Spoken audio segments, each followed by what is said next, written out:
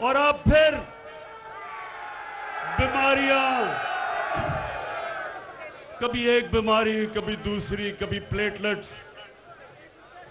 ہمیں ایسے لگا کہ پتہ نہیں آج گیا تو کل گیا. ہم نے اس کو، اور میں آج تسلیم کرتا ہوں، بڑی غلطی کی. اس کو ہم نے اجازت دے دی باہر جانے کے لیے. تو یہ جب پختونخوا میں جاتا تھا تو کہتا تھا عمران خان کدھر ہے نیا پختونخوا؟ تو جب 2018 کا الیکشن ہوا تو پختونخوا جو کبھی دوسری باری کسی کو نہیں دیتا،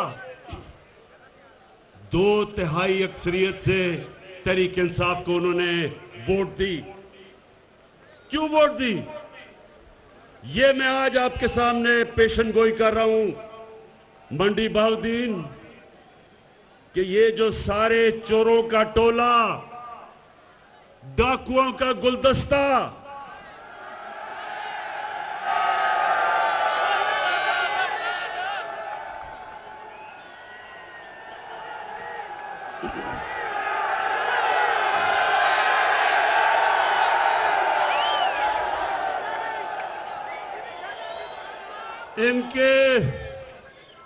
ان ڈاکوؤں کے گلدستے میں ایک، میں اس کو مولانا نہیں کہوں گا. کیا کہوں اس کو؟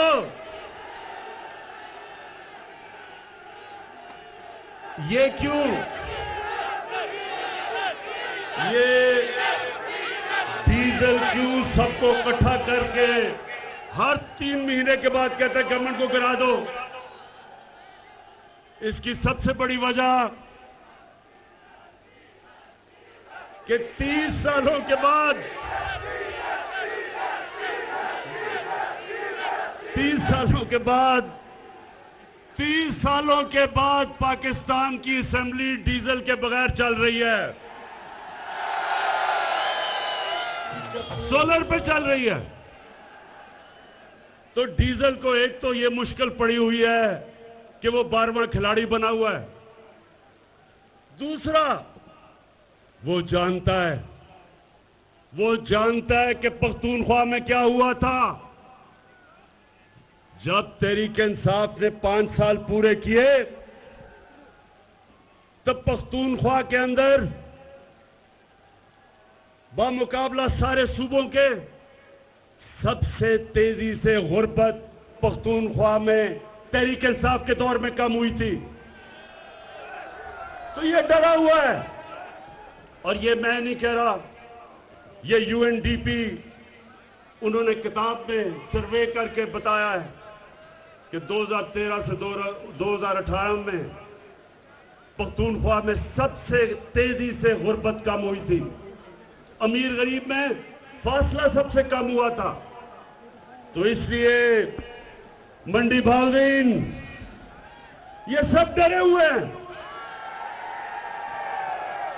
یہ چور، یہ ڈاکو، اور ڈاکو، یہ سن لے ذرا بات، یہ عمران خان نہیں کہہ رہا یہ ڈاکو ہیں. 20 سال سے ایک دوسرے کو یہ ڈاکو کہہ رہے ہیں. ایک طرف فضل الرحمان ان کو ڈرا رہا ہے کہ جلدی جلدی کسی طرح اس کو گرا دو، نہیں تو 2023 کا بھی الیکشن گیا. اور دوسری طرف ایک چھوٹا میاں ہے، ایک تو بڑا بھگوڑا میاں ہے، ایک چھوٹا میاں ہے. اب چھوٹے میاں کو کیا مسئلہ پڑ گیا منڈی بہاؤالدین؟ وہ چھوٹے میاں کا ایک تو دل بڑا کمزور ہے، اوپر سے اس کو پتا چل گیا کہ مقصود چپڑاسی کے اکاؤنٹ میں 375 کروڑ روپیہ کیسے آ گیا؟ منڈی بہاؤالدین، نوجوانوں، آپ جانتے ہیں مقصود چپڑاسی کون ہے؟ چلے میں ذرا آج آپ کو انکشاف کرتا ہوں کہ 15,000 روپے مہینے کی تنخواہ میں مقصود چپڑاسی چھوٹے میاں کی شوگر مل رمضان شوگر مل میں ایک ملازم تھا. اس کے بینک اکاؤنٹ میں ایف آئی اے نے پتا چلا ایف آئی اے کو کہ تقریباً 4 ارب روپیہ 375 کروڑ روپیہ اس کے بینک اکاؤنٹ میں آ گیا. جیسے ہی ایف آئی اے کو پتا چلا تو منڈی بہاؤدین کے نوجوانوں پتہ کیا ہوا؟ پہلے تو چھوٹے میاں نے اپنے بیٹے کو لندن بھجوایا. وہ جلدی جلدی فرار ہوا رات کو. وہ ان کا اسپیشلسٹ تھا پیسے اکٹھے کرنے والا سلمان شہباز، وہ آج لندن بھاگ گیا. پھر مقصود چپڑاسی کو جلدی سے باہر بھجوایا. جب نون لیگ کا دور تھا تو اپنے داماد کو چھوٹے میاں نے باہر بھجوا دیا. ہمارے دور میں نہیں، اپنے نون لیگ کے دور میں باہر بھجوایا. جب پتا چلا کہ اس کو سرکاری گورنمنٹ کے آفس سے کرایہ مل رہا تھا، گورنمنٹ کے ادارے سے، جبکہ بلڈنگ ہی نہیں بنی تھی، اس کو باہر بھجوایا. اس سے پہلے بھگوڑے میاں کا 2 بیٹے نون لیگ کے دور میں باہر بھجوا دیے. اور ساگدار کو، منشی کو کون بھولے گا؟ اس کو یہ خاقان عباسی جب پرائم منسٹر تھا، عوام کے ٹیکس کے خرچے پہ اپنے جہاز میں اس نے اس کو باہر بھجوایا.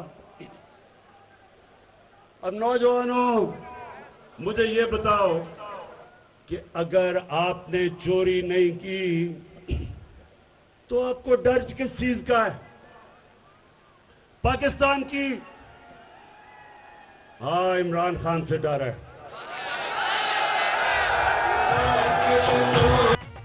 اس لیے ڈر ہے کہ عمران خان کی کوئی قیمت نہیں.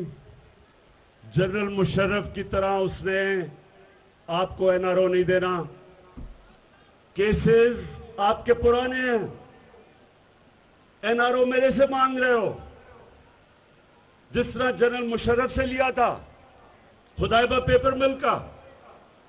کوئی ڈاکوؤں کو این آر او نہیں ملے گا جب تک آپ اس ملک کا پیسہ واپس نہیں کریں گے.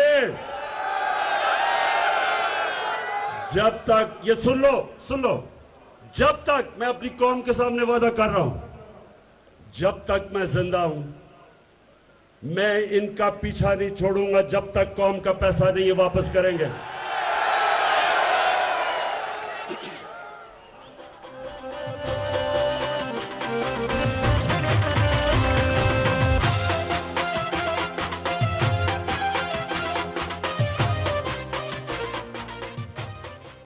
تو منڈی بہاؤدین، سب سے پہلے تو میں ان سے پوچھتا ہوں کہ آج پاکستان کی عدالتیں آزاد ہیں. یہ نہیں کہ شہباز شریف ٹیلی فون کرتا ہے کہ جسٹس قیوم 3 سال نہیں 5 سال کی سزا دو. یہ اب نہیں ہوتا. سپریم کورٹ کے اوپر ڈنڈے سے چیف جسٹس کے اوپر اب حملہ نہیں کوئی کرتا. ہم عدالتوں کی عزت کرتے ہیں. اس کو پہلے جسٹس سجاد علی کو ڈنڈوں سے عدالتوں سے بھگایا کیونکہ وہ کرپشن کا کیس سن رہا تھا. اور پھر بریف کیس چلے، کوئٹہ کے بینچ کو خریدا گیا. اور اب مریم صاحبہ کہتی ہے میرے پاس ٹیپیں ہیں. جیاں جماعتاں پھر بڑا پٹنا جتنا وہی عمران خان جتنا. جیاں جماعتاں پھر بڑا پٹنا جت جاوے ساڈی تحریک اج میرا جی کردا اے عمران خان دے جلسے چ اج میرا نچنے. کبھی نوجوانوں، کبھی آپ نے سنا کہ سیاستدان ٹیپیں رکھتے ہیں اور ٹیپوں سے بلیک میل کرتے ہیں ججوں کو. پہلے وہ ارشد ملک جج تھا, اس کے اوپر جی ہم ٹیپ ہمارے پاس ہے. پھر پرانے چیف جسٹس کے اوپر ایک ٹیپ بنائی گئی, ایک فیک ٹیپ بنائی گئی اپنے کیس سے بچنے کے لیے. یہ پولیٹیشین نہیں کرتے, یہ مافیا کرتا ہے, اور اس مافیا کا میری قوم نے مقابلہ کرنا ہے. آپ نے میرے ساتھ ملنا ہے, میرے پہ چھوڑیں. میں نے ان کا آپ کو بتا دیا, جب تک زندہ ہوں ان چوروں کا میں مقابلہ کروں گا. اچھا جی, اب یہ جلدی کیا ہے؟ عدم اعتماد ووٹ کے لیے ڈیزل کا تو ہمیں پتا چل گیا جلدی کیا ہے. شہباز شریف کو مقصود چپڑاسی کی مشکل پڑ گئی ہے. اسے پتا ہے کہ جب بھی یہ کیس سنا گیا تو اس سے تو وہ بچ سکتا نہیں ہے.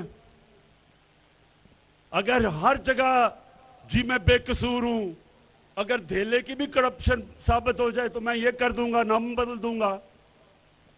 شہباز شریف اگر تم بے قصور ہو, کیوں ٹائم لیتے ہو عدالتوں سے؟ کہو ڈے ٹو ڈے ہیئرنگ کرو, ہر روز میرا کیس سنو. جب میرے اوپر آپ نے سپریم کورٹ میں کیس کیا تھا, کیا میں باہر بھاگ گیا تھا؟ میں نے وہاں کھڑے ہو کے سپریم کورٹ میں ثابت کیا کہ میں صادق اور امین ہوں. ایک جو دستاویزات سپریم کورٹ نے میرے سے مانگے میں نے دیے. میں تو کہیں نہیں بھاگا, میں نے تو ڈیٹے نہیں لی, میں نے تو بلکہ سپریم کورٹ کو جلدی کیس سنو. تو شہباز شریف کیوں بھاگ رہے ہو؟ آزاد عدالتیں ہیں. وہ بیٹے کیوں باہر بھگوایا ہوا ہے؟ وہ بھگوڑے میاں کے دو بیٹے کیوں باہر بھاگے ہوئے ہیں؟ اور مریم بی بی, آپ بھی یہ صرف بتا دیں کہ 80 کروڑ روپیہ آپ کا چودھری شوگر مل میں آپ کے پاس جس آدمی سے, وہ دبئی کے آدمی سے کہا بھیجا, اس نے کہا میں نے کوئی پیسہ نہیں بھیجا. اس کا مطلب کہ وہ بھی ڈری ہوئی ہیں کیس سے, وہ بھی ڈرا رہی ہیں ججز کو.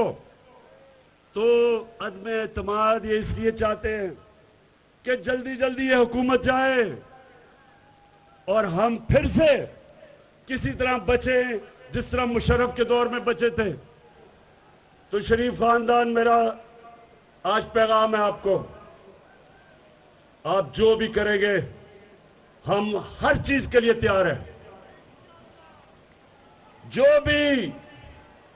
بھی آپ کا پلان ہے, کپتان اس پلان کے لیے تیار بیٹھا ہے.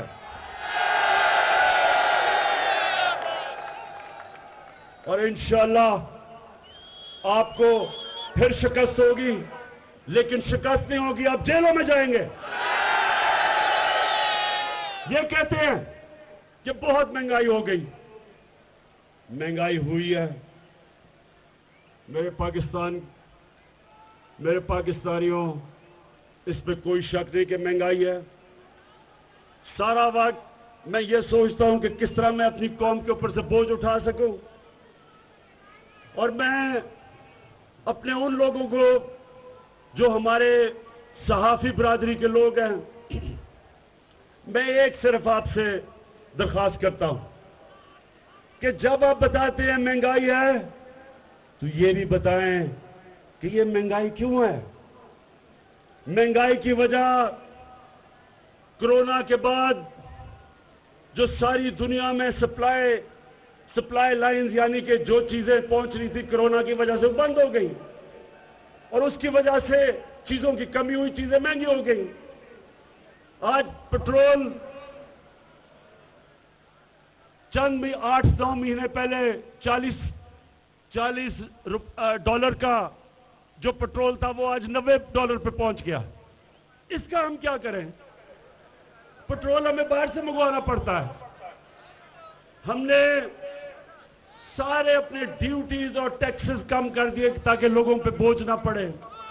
ہر مہینہ حکومت کو ٹیکس کم کرنے کا، ڈیوٹیز کم کرنے کا 70 ارب روپے کا نقصان ہوتا ہے. لیکن ہم کیونکہ لوگوں پہ بوجھ نہ پڑے ہم نے اس کو کم کر دیا ہے. ہم نقصان لے رہے ہیں اور انشاءاللہ ابھی اور بھی آپ کو چیزیں بتائیں گے کہ کیسے آپ کے اوپر بوجھ کم کر سکتے ہیں. دوسرا ذرا یہ سنیں، پاکستان میں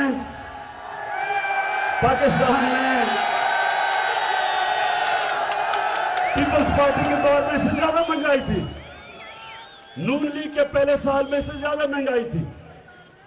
لیکن امریکہ میں 40 سال کے بعد سب سے زیادہ مہنگائی آج امریکہ میں. برطانیہ میں 30 سال کے بعد سب سے زیادہ مہنگائی ہے. جرمنی میں 26 سال کے بعد آج سب سے زیادہ مہنگائی ہے. ترکی میں 20 سال کے بعد سب سے زیادہ مہنگائی ہے. اور یہ اگر آپ اپنے موبائل فون کے اوپر گوگل کریں آپ کو پتا چل جائے گا کہ میں سچ بول رہا ہوں. ہماری بدقسمتی ہے کہ دنیا میں ساری چیزیں جو ہم باہر سے منگواتے ہیں، تیل، پٹرول، گیس، کوئلہ، گھی، یہ سب دگنے سے زیادہ مہنگے ہو گئے ہیں. تو اس لیے مجھے احساس ہے کہ مہنگائی ہے. لیکن میں آپ سے آج وعدہ کر رہا ہوں کہ ہماری پوری کوشش ہے کہ کسی نہ کسی طرح آپ کے اوپر بوجھ کم کریں. اور آپ دیکھیں گے ہم قدم اٹھاتے جائیں گے تو آپ کے اوپر بوجھ نہ آئے. لیکن مجھے فخر ہے کہ آج پاکستان میں ہمارا ملک صحیح راستے پہ نکل چکا ہے. ریکارڈ ایکسپورٹس ہے ہماری. اس کا مطلب کبھی اتنا زیادہ پیسہ پاکستان میں نہیں آ رہا تھا جو آج ہے. ہماری ٹیکس کلیکشن ریکارڈ ہے. کبھی اتنی زیادہ آمدنی نہیں تھی جو آج ہے. جو ہمارے بیرون ملک پاکستانی ہیں کبھی اتنا زیادہ پیسہ پاکستان میں نہیں بھیجا جو آج انہوں نے بھیجا ہے. اور منڈی بہاؤالدین تو ایسی جگہ ہے یہاں سے بہت زیادہ لوگ باہر کام کرنے گئے ہوئے ہیں. میں ہمیشہ یہ سمجھتا ہوں کہ بیرون ملک پاکستانی ہمارا سب سے بڑا اثاثہ ہے اور ان کو ہم نے اب ووٹ دینے کا حق دے دیا ہے. اب پہلی دفعہ بیرون ملک پاکستانی ووٹ دیں گے پاکستان میں. اور اس کے بعد کبھی بھی زراعت کے اندر اتنا زیادہ پیسہ نہیں آیا جو آج آ رہا ہے. کبھی کسان کو وہ قیمتیں نہیں ملی جو اب مل رہی ہیں.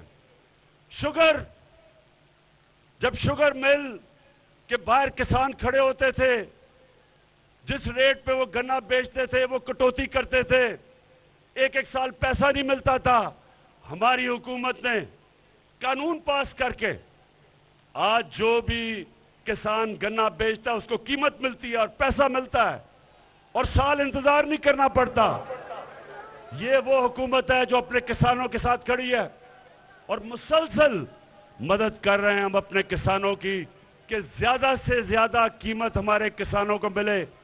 جب کسان خوشحال ہوتا ہے ملک خوشحال ہو جاتا ہے. اس کے علاوہ منڈی بہاؤالدین کے لوگوں، پہلی دفعہ آپ کی پاکستان میں ایک آزاد فارن پالیسی بنی ہے. اس کا کیا مطلب ہے کہ کسی اب دوسرے ملک سے پاکستان ڈکٹیشن نہیں لیتا. پچھلے دوروں میں پاکستان میں ڈرون اٹیک ہوتے تھے.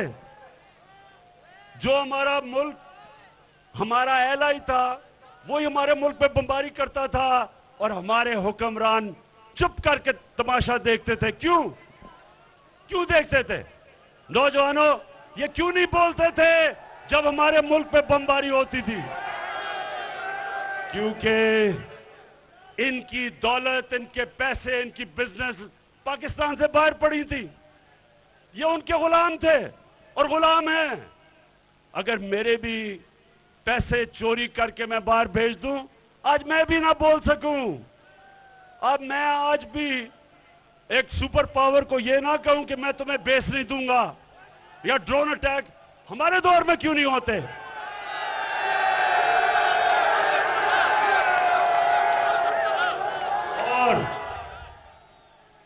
اور میرے پاکستانیوں، ایک تو میں انتظار کر رہا ہوں کہ یہ ہمارے ملک میں انشاءاللہ جو ہم اپنے نوجوانوں کے لیے آئی ٹی کے اندر انفارمیشن ٹیکنالوجی میں جو انقلاب لے کے آ رہے ہیں، کیونکہ ہماری نوجوان آبادی ہے، پہلی دفعہ پاکستان میں 70% انفارمیشن ٹیکنالوجی آئی ٹی کے ایکسپورٹس بڑھی ہیں، اور اس کے اوپر ہم پورا زور لگا رہے ہیں نوجوانوں، انشاءاللہ جو روزگار اس سے ملے گا۔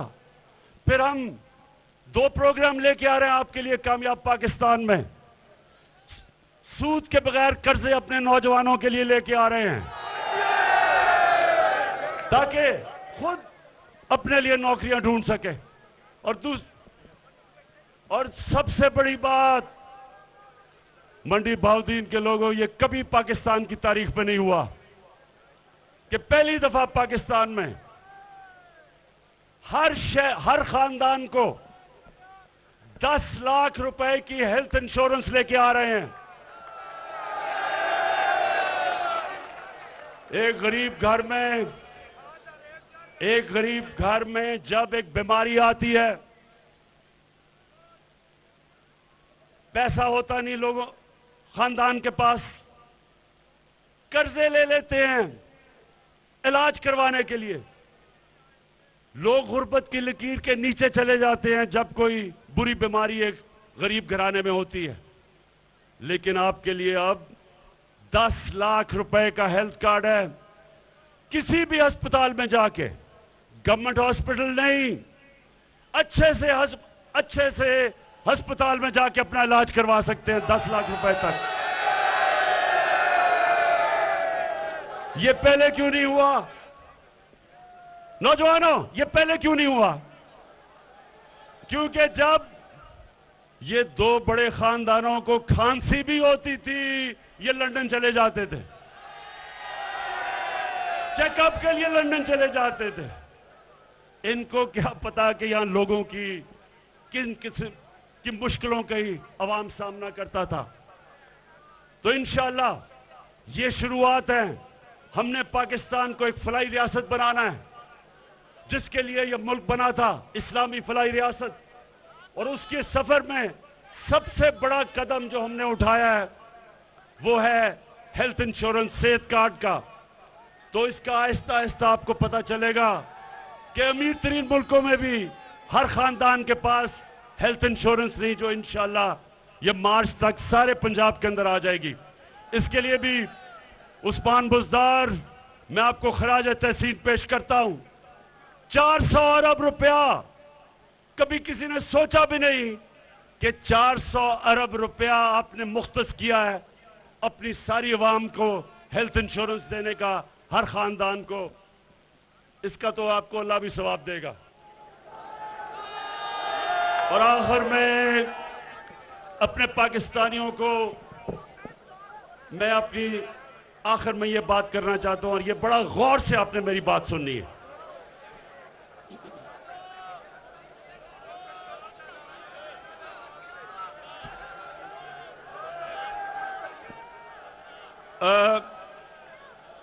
قرآن کی آیت،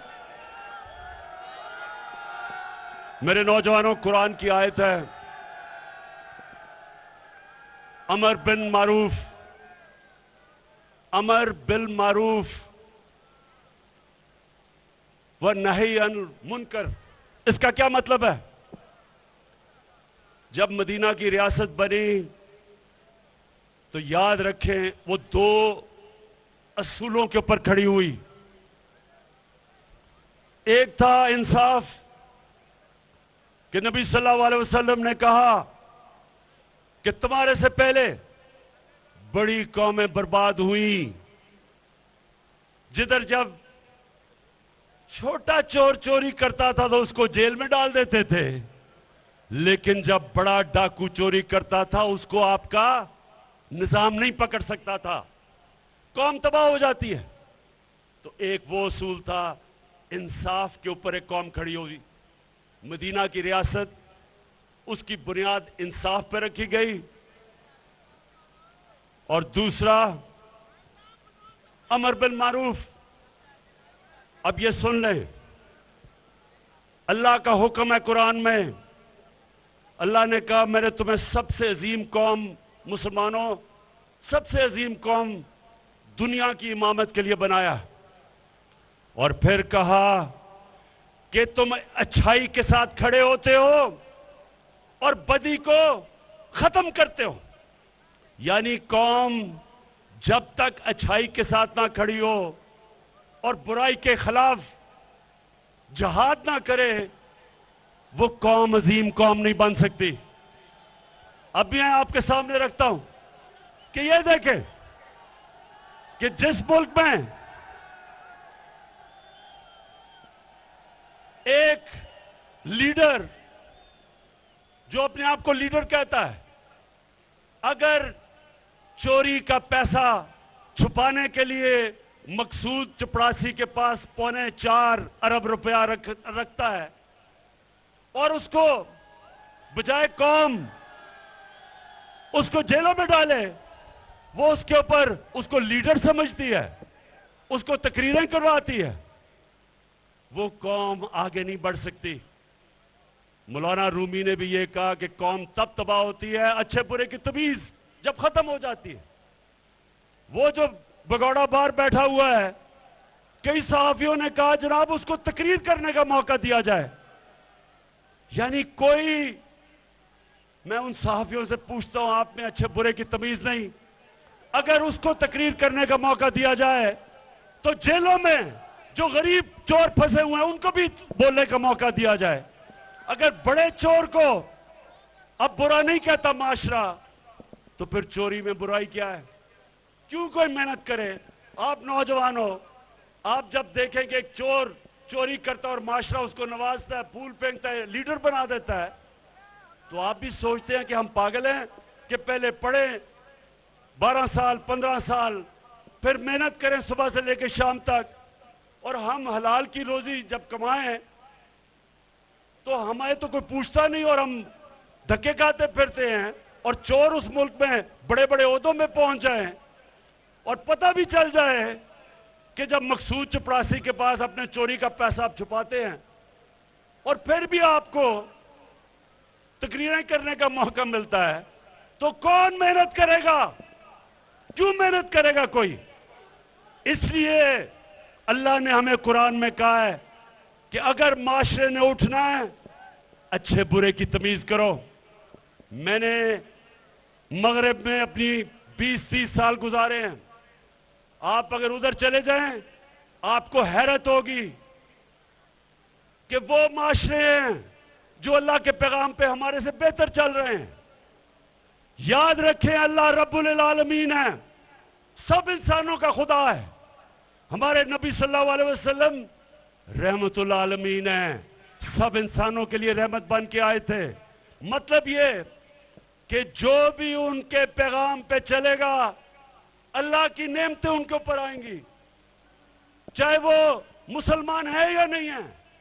جو ان کے حکم پہ چلے گا وہ معاشرہ خوشحال ہوگا, اور جو معاشرہ بشک ہم اپنے آپ کو مسلمان کہیں, ان کے احکامات پہ جب ہم نہیں چلیں گے تو اس معاشرے کے اوپر اللہ کی برکتیں نہیں آئیں گی. اس لیے میں میری ان چوروں کے ساتھ ذاتی دشمنی نہیں ہے, لیکن میں اپنے ملک کو ایک عظیم ملک بن کے دیکھنا چاہتا ہوں, اس لیے میں ان کا مقابلہ کر رہا ہوں. میں پھر سے